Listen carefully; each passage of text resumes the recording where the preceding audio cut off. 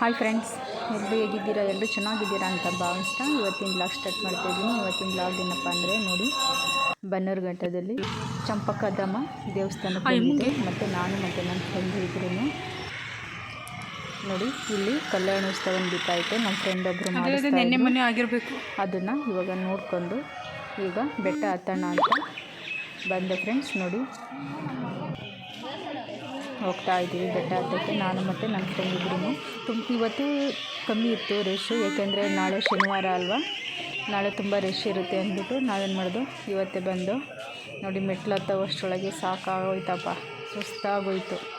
ನಾನೊಂದು ಸ್ವಲ್ಪ ದೂರ ಅಲ್ಲೇ ಹತ್ಬಿಟ್ಟು ಒಂದು ಸ್ವಲ್ಪ ದೂರ ಕೂತ್ಕೊಂಡೆ, ಮತ್ತು ನನ್ನ ಫ್ರೆಂಡ್ ಸ್ವಲ್ಪ ದೂರ ಕೂತ್ಕೊಂಡು ಇಬ್ಬರೂ ಅಂತಿಂತು ಮೇಕೋಗಿ ಮುಗಿಸ್ದೆ ಫ್ರೆಂಡ್ಸ್. ನೋಡಿ ದೇವಸ್ಥಾನ ದರ್ಶನಕ್ಕೆ ಹೋಗ್ತಾ ಇದ್ದೀವಿ, ತುಂಬ ಚೆನ್ನಾಗಿರುತ್ತೆ ನೋಡಿ.